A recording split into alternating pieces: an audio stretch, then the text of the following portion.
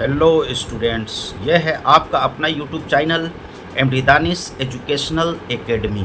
देखिए, आज थोड़ा एक बात बताने जा रहा हूँ कि नाम में थोड़ा सा बदलाव किया गया है। पहले जो नाम था पहले वाला, वो नाम हटा के अब चैनल का कर दिया गया है नाम MD Danish educational academy. MD Danish educational academy ये इसलिए किया गया है क्योंकि हर विषय की पढ़ाई अब इस पर होगी। अब वीवीआई पढ़ाई होगी, बोर्ड के लिए पढ़ाई होगी, इसलिए इस नाम का मतलब चैनल को थोड़ा विस्तार करने के लिए और स्टडी सेंटर को विस्तार करने के लिए ये नाम में थोड़ा सा बदलाव किया गया है। देखिए, आज हम पढ़ेंगे बिहार बोर्ड क्लास 10 साइंस। देखिए, साइंस का अध्याय 7 जीव जनन करते हैं, जीव जनन कैसे करते हैं। देखिए, जीव जनन कैसे करते हैं इसको समझिए। इससे पहले एक थोड़ा सा बात बता दें कि पहले अपना यूट्यूब चैनल का नाम था एमडी दानिश मैथमेटिक्स क्लासेस, जिसे अब बदल दिया गया है और नाम बदल कर दिया गया है एमडी दानिश एजुकेशनल एकेडमी, जिसमें मैथ साइंस भी पढ़ाई होगी। सिर्फ मैथ पढ़ाई नहीं, मैथ के साथ साथ साइंस भी होगी और साइंस के साथ साथ इंग्लिश भी होगी। इसीलिए अब आप मतलब सारी पढ़ाई यहीं पर होगी, इसलिए आप चैनल के साथ जुड़े रहें। देखिए, अब हम चलते हैं, बात को अपना विराम देते हैं और आगे चलते हैं। देखिए, आज चैप्टर जो पढ़ाने जा रहे हैं क्लास 10 बिहार बोर्ड साइंस, अध्याय 7 जीव जनन कैसे करते हैं। जीव जनन कैसे करते हैं, एनसीईआरटी 2027। देखिए, जीव जनन कैसे करते हैं इसके बारे में हम अध्ययन करेंगे इस चैप्टर में कि जीव अपने जैसे संतान कैसे जन्म देते हैं। इसके बारे में हम लोग क्या करेंगे, विशेष रूप से अध्ययन करेंगे। देखिए, इसके बारे में पहला, देखिए ये चैप्टर जो है इसमें क्वेश्चन आंसर आपको हम बताएंगे और साथ साथ ये चैप्टर को भी हम डिस्कस करते चलेंगे। देखिए, पहला प्रश्न है वस्तुनिष्ठ प्रश्न एमसीक्यू। अलैंगिक जनन मुकुलन बर्डिंग द्वारा होता है। अलैंगिक जनन मुकुलन बर्डिंग द्वारा होता है। मुकुलन या बर्डिंग द्वारा होता है। ए में, ऑप्शन ए में अमीबा में, ऑप्शन बी ईस्ट में, ऑप्शन सी प्लाज्मोडियम में, ऑप्शन सी लेशमानिया में। तो देखिए, याद रखिएगा किस में होता है, तो ईस्ट में होता है अलैंगिक जनन। देखिए, ईस्ट में होता है, ईस्ट में होता है। तो यहाँ पर देखिए थोड़ा सा एक बात और हम क्लियर करते चले कि ईस्ट में अलैंगिक जनन होता है। देखिए, ईस्ट में अलैंगिक जनन होता है। तो यहाँ पर देखिए, ईस्ट में क्या होता है, अलैंगिक जनन होता है। तो अब देखिए, स्पष्टीकरण में इसमें बता दें कि ईस्ट कोशिकाओं में एक छोटा सा उभार मुकुल निकलता है, जिसे धीरे धीरे बड़ा होकर मातृ कोशिका से अलग हो जाता है। अमीबा में द्विखंडन होते हैं। देखिए, अमीबा में क्या होता है, द्विखंडन होता है। और ईस्ट में क्या होता है, कोशिकाओं में एक छोटा सा उभार मुकुल निकलता है, जो धीरे धीरे अलग हो जाता है। किससे, मातृ कोशिकाओं से अलग हो जाता है। अमीबा में द्विखंडन होता है। अमीबा में क्या होता है, बंटवारा होता है, द्विखंडन होता है। द्विखंडन कहने का मतलब एक अमीबा के जीव द्रव में और उसका मतलब न्यूक्लियस में, न्यूक्लियस मतलब नाभिक में बंटवारा हो जाता है। और 1 से 2, 2 से 4 इस तरह से अमीबा होते हैं। और ईस्ट में क्या होता है, बगल से एक प्रकार का मुकुलन निकलता है, छोटा सा बर्डिंग निकलता है। जैसे आप देखते होंगे कि सोड़ होता है, उस तरह से निकलता है और वो धीरे धीरे अपने पेरेंट जीव से अलग हो जाते हैं, माता पिता से अलग होते हैं। सबसे बड़ा पहला सवाल होता है कि अलैंगिक जनन किसे कहते हैं। देखिए, अलैंगिक जनन इसमें एमसीक्यू में पूछा, तो अलैंगिक जनन उस जनन को कहते हैं जिसमें एक ही पेरेंट की उपलब्धि होती है। मतलब वैसा जनन जिसमें एक ही पेरेंट भाग लेता है, उसको हम अलैंगिक जनन कहते हैं। पेरेंट का मतलब समझिए एक ही, जैसे कोई भी जीव को जन्म देने के लिए लैंगिक जनन में 2 जीव की ज़रूरत होती है, मतलब माता पिता दोनों की ज़रूरत होती है, मतलब 2 पेरेंट होते हैं। अलैंगिक जनन में सिर्फ एक ही पेरेंट होते हैं, मतलब एक ही, या तो माँ कहिए या तो पिता कहिए, एक ही होता है। एक ही से जीव जन्म जन्म अपना लेता है, नया जन्म होता है जीवों का, जैसे अमीबा में, ईस्ट में, छोटे छोटे माइक्रो ऑर्गेनिज्म में, ये सब में होता है। देखिए उसके बाद आप देखिए यहाँ पर दूसरा क्वेश्चन बोल रहा है कि निम्नलिखित में से कैसे मानव में मादा जनन तंत्र का भाग नहीं है। निम्नलिखित में से कौन, देखिए निम्नलिखित में से कौन मानव मादा जनन अंग का भाग नहीं है, जनन तंत्र का भाग नहीं है। कौन नहीं है? तो अंडाशय, गर्भाशय, शुक्रवाहिका और डिंब वाहिनी। देखिए तो कौन भाग नहीं है? तो याद रखिएगा शुक्रवाहिका जो है वो भाग नहीं है। शुक्रवाहिका जो है वो भाग नहीं है। इसका एक्सप्लेनेशन हम दे देते हैं। शुक्रवाहिका जो है ये भाग नहीं है। देखिए शुक्रवाहिका जो है वो भाग नहीं है। स्पष्टीकरण, शुक्रवाहिका नर जनन तंत्र अंग का हिस्सा है। शुक्रवाहिका जो होता है मानव में नर जनन तंत्र का हिस्सा है, इसीलिए वो मादा में नहीं होगा। और जो शुक्राणु को विरसन से अलग ले जाने का कार्य करता है।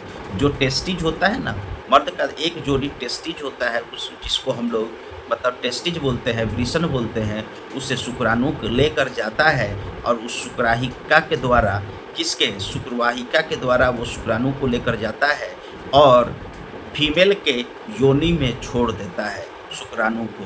तो वो शुक्रवाहिका जो है मानव जनन अंग में नर जनन तंत्र का हिस्सा है। देखिए ये लैंगिक जनन का बात हुआ। देखिए अगला, देखिए याद रखिएगा, परागकोश में होते हैं। देखिए परागकण में परागकोश होते हैं।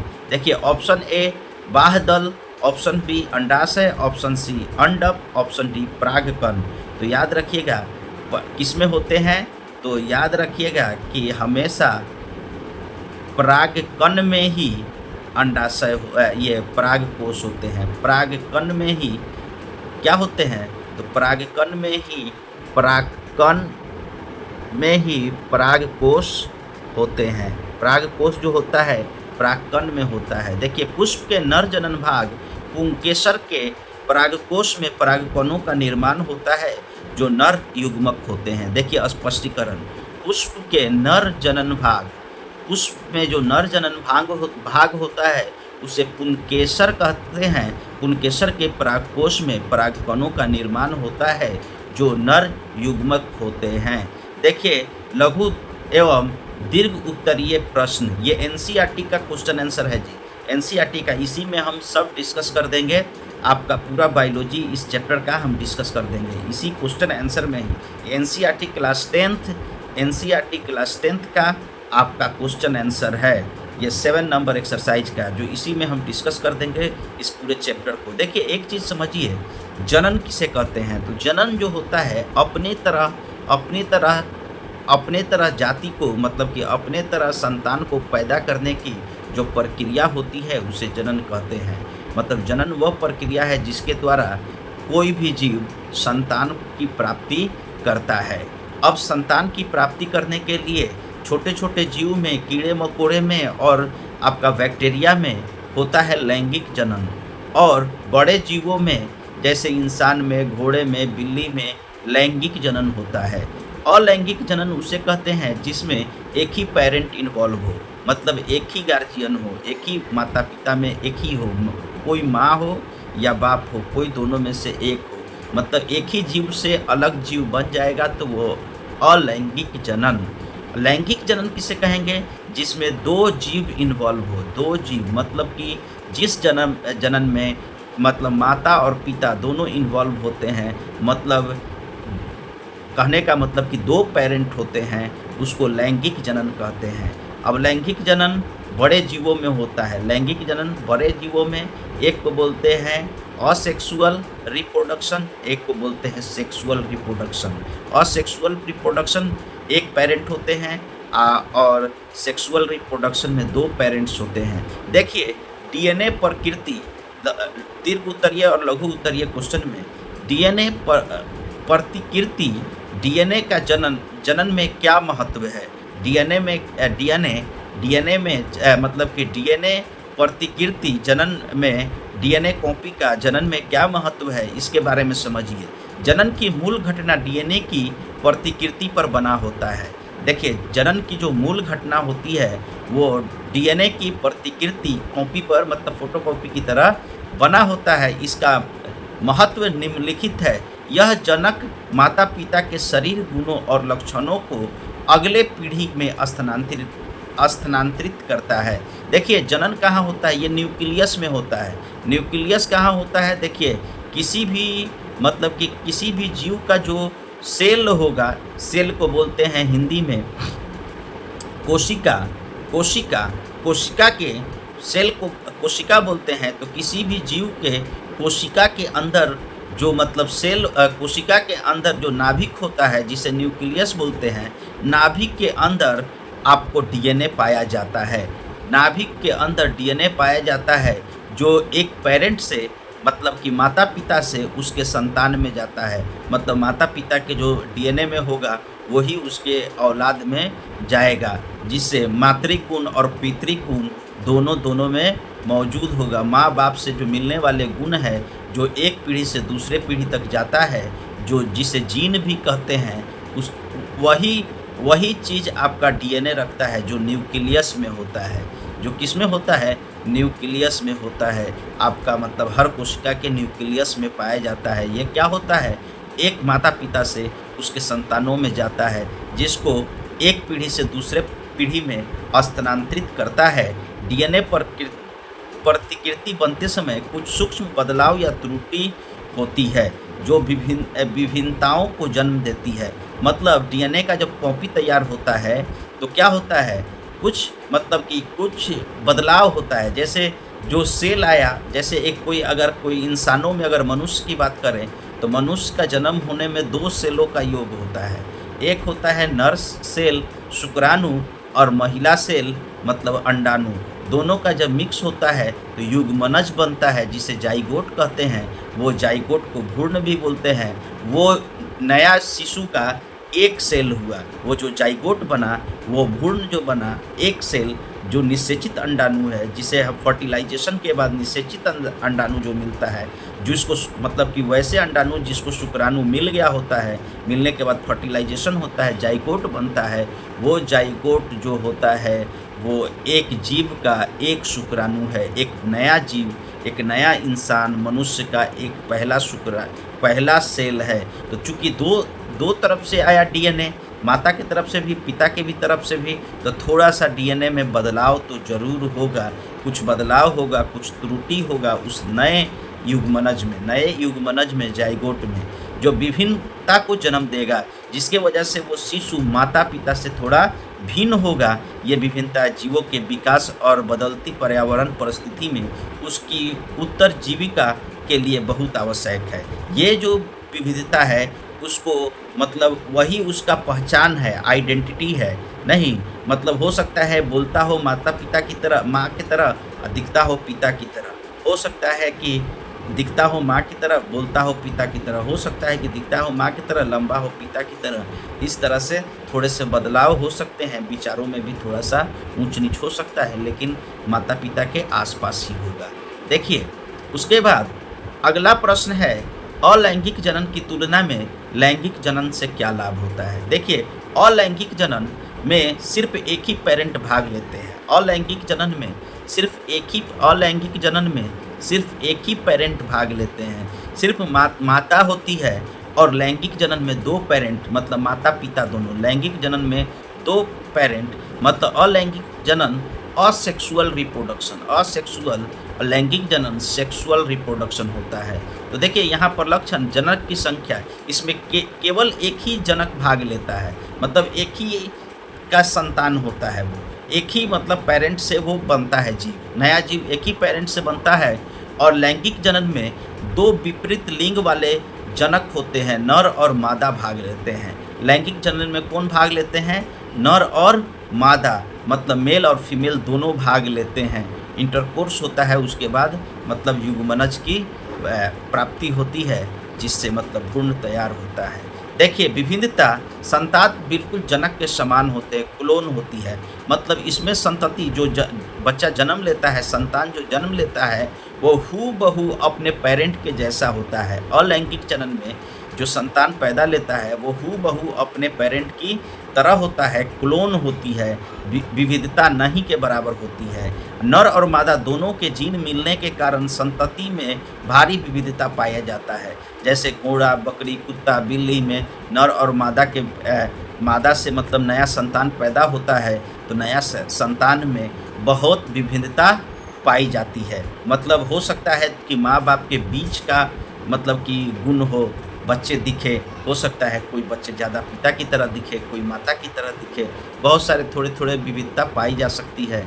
और देखिए जीन के कारण ही जो होता है मतलब आनुवांशिक गुण एक पेरेंट से दूसरे पेरेंट में जाता है, एक पीढ़ी से दूसरे पीढ़ी में जाता है, वो डीएनए के थ्रू चलता है। और देखिए इसमें क्या होता है कि बीमारियाँ भी जो पैतृक बीमारियाँ होती है जो एक पीढ़ी से दूसरे पीढ़ी में जाती है वो भी चलती रहती है, वो जीन के कारण ही, डीएनए के कारण ही। देखिए विकास में भूमिका, यह जीव में जैव विकास में अधिक सहायक नहीं होता है। यह जीव के जैव विकास में अधिक सहायक नहीं होता है क्योंकि यह एक ही प्रकार का मतलब अपने पेरेंट का हूबहू कॉपी होता है। ये नई प्रजातियों के अद्भुत और जैव विकास में इसकी भूमिका होती है। देखिए जैसे दो अलग अलग प्रजाति के जब जीव मतलब कि अच्छे नस्ल्स के जब जीव को मिलाते हैं तो नया जो जीव बनता है वो और अच्छा होता है। जब अच्छे नस्ल्स के जीव से मतलब कि रिप्रोडक्शन कराते हैं तो और अच्छा जीव पैदा, नया जीव जो होता है वो और अच्छे नस्ल का होता है। जैसे डॉग में ही देखिए बहुत सारा वेराइटी होता है, जितने भी जानवर्स हैं उसमें अलग अलग नस्ल्स होते हैं। उसी तरह देखिए अगला देखिए एक चीज़ कि आज से चैनल का नाम जो है बदल गया है। पहले था एमडी दानिश मैथमेटिक्स क्लासेस, अब चैनल का नाम हो गया एमडी दानिश एजुकेशनल एकेडमी, क्योंकि इसमें और भी सब्जेक्ट की पढ़ाई की जाएगी और चैनल को थोड़ा विस्तार रूप दिया जाएगा और इसका दायरा बढ़ाया जाएगा। इसलिए ये काम हुआ है, आपको और ज़्यादा फ़ायदा होगा। एक ही चैनल पर साइंस, इंग्लिश सब मिलेगा। देखिए मानव में वृषण के क्या कार्य होते हैं। मानव में वृषण, देखिए वृषण जो होते हैं मानव के नर भाग में होते हैं।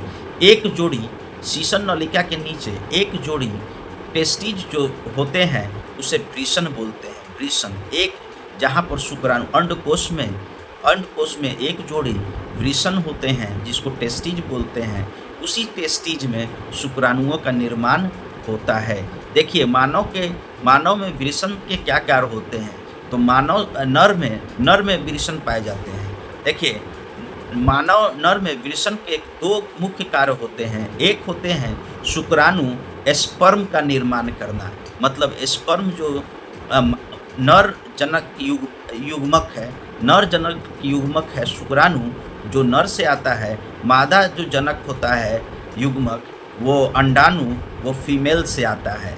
तो शुक्राणु जो का निर्माण जो होता है वो वृषण के अंदर होता है। यह नर युग्मक पैदा करता है जो जनन के लिए आवश्यक है, जो जनन के लिए क्या है आवश्यक है, मतलब जनन करने के लिए आवश्यक है।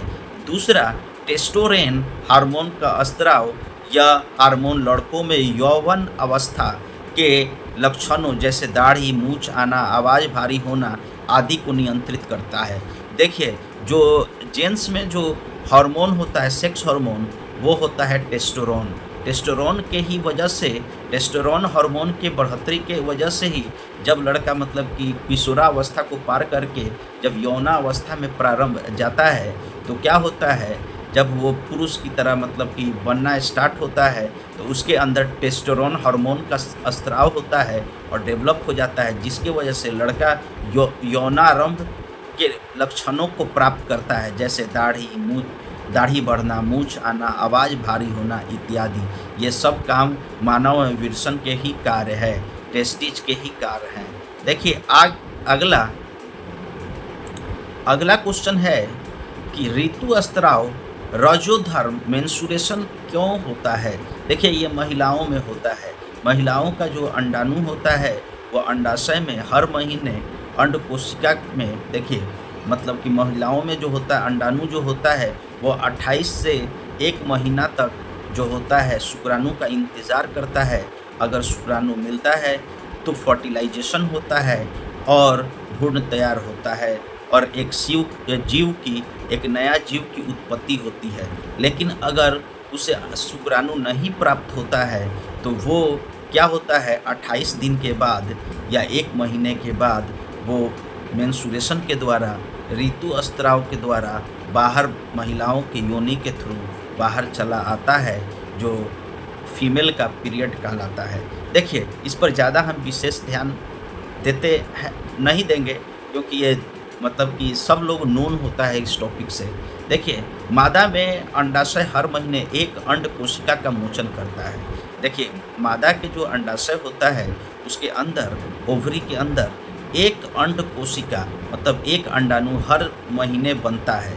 इस दौरान गर्भाशय की दीवार अंड के निषेचन की उम्मीद में मोटी और स्पंजी हो जाती है। गर्भाशय का दीवार जो होता है महिलाओं का वो क्या होता है, मोटी, कि फर्टिलाइजेशन होगा, उसे मतलब कि शुक्राणु मिलेगा, इसके लिए वो मोटी और स्पंजी हो जाती है ताकि भ्रूण को पोषण मिल सके। लेकिन जब अंड कोशिका का निषेचन नहीं होता है, मतलब पुरुष नर युग्मक शुक्राणु से मिलन नहीं होता है, तो गर्भाशय की इस मोटी परत की आवश्यकता नहीं रहती है। यह धीरे धीरे टूटकर रक्त और म्यूकस के रूप में योनि मार्ग से बाहर निकल जाती है। तो ये धीरे धीरे महिलाओं के प्राइवेट पार्ट से बाहर, मतलब बाहर शरीर से बाहर, महिलाओं के शरीर से धीरे धीरे टूट कर ये बाहर निकल जाती है। इसी चक्र को ऋतुस्राव या मासिक चक्र कहते हैं, जो लगभग 28 दिन में एक बार होता है। देखिए, ये महिलाओं में होता है। देखिए, गर्भ निरोधक की विभिन्न विधियाँ कौन सी है। गर्भ निरोधन कहने का मतलब क्या है कि गर्भ निरोधन मतलब वो विधि जिससे गर्भ धारण न किया जा सके, मतलब बचा जा सके। गर्भ निरोधन वो विधि होता है, गर्भ निरोधन, जिसको करने के बाद, जिस विधि को अपनाने के बाद महिलाएं गर्भ धारण नहीं कर पाती हैं। तो देखिए, इसमें अवांछित गर्भ को रोकने के लिए निम्नलिखित मुख्य गर्भ निरोधक विधियाँ उपयोग किया जाता है। देखिए, अवांछित गर्भ रोकने के लिए निम्नलिखित मुख्य गर्भ निरोधक विधियाँ उपयोग किया जाता है, जैसे यांत्रिक अवरोध, मैकेनिकल बैरियर जैसे कंडोम, कॉपर-टी, जैसे महिलाओं में कॉपर-टी इस्तेमाल होता है, पुरुषों में कंडोम इस्तेमाल होता है, का उपयोग जो शुक्राणु को अंडाणु तक पहुंचने से रोकता है। जो शुक्राणु को क्या करता है, अंडाणु तक, मतलब अंडाणु और शुक्राणु का मिलन को रोक देता है। ये एक होता है गर्भ निरोधक तरीका, जिससे आप महिलाएं गर्भ से बची रहती हैं, ठीक है, और गर्भ धारण से बचे रहेंगे। देखिए, रासायनिक विधि, बहुत सारे गोली भी आते हैं, टैबलेट्स भी आते हैं। रासायनिक विधि, केमिकल विधि, गर्भ निरोधक गोलियाँ, ओरल पिल्स का सेवन जो हार्मोन स्तर को बदलकर अंडोत्सर्ग को रोक देती है।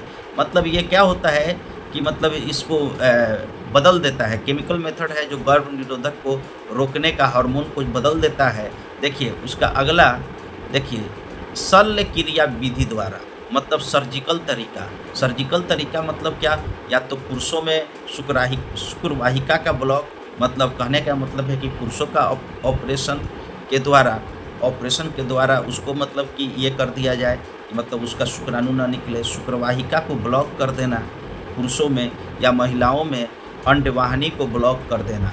मतलब ये चीज़ ऑपरेशन के द्वारा, दोनों चीज़ को सर्जिकल के द्वारा रोका जा सकता है।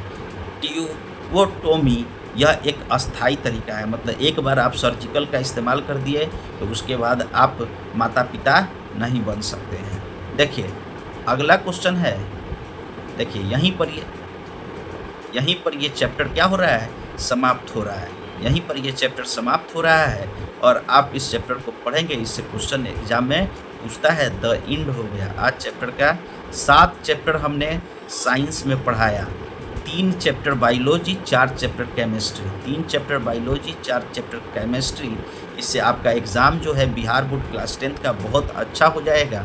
आप इससे अच्छे से इसका नोट्स बना लेंगे और इसका ऑब्जेक्टिव भी एग्ज़ाम के समय हम और ज़्यादा से ऑब्जेक्टिव सेट भी चलाएँगे, जिससे आप जुड़े रहेंगे। और हमसे जुड़े रहने के लिए मेरा टेलीग्राम चैनल और यूट्यूब मेरा पहले सबसे पहले मेरा हमसे जुड़े रहने के लिए मेरा यूट्यूब चैनल को सब्सक्राइब कर लेंगे।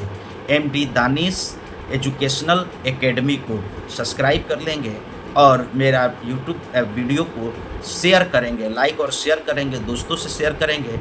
और हमसे नोट्स प्राप्त करने के लिए, स्पेशल टिप्स लेने के लिए, अच्छे नोट्स लेने के लिए या एग्ज़ाम के समय जो प्रैक्टिस सेट देंगे, उन सब के लिए मेरा टेलीग्राम चैनल और व्हाट्सअप चैनल को सब्सक्राइब कर लेंगे, जिसका लिंक मेरा हर यूट्यूब चैनल के हर यूट्यूब वीडियो के या तो कमेंट में या तो डिस्क्रिप्शन में मौजूद होता है। यहीं पर अपने वाणी को समाप्त करता हूँ।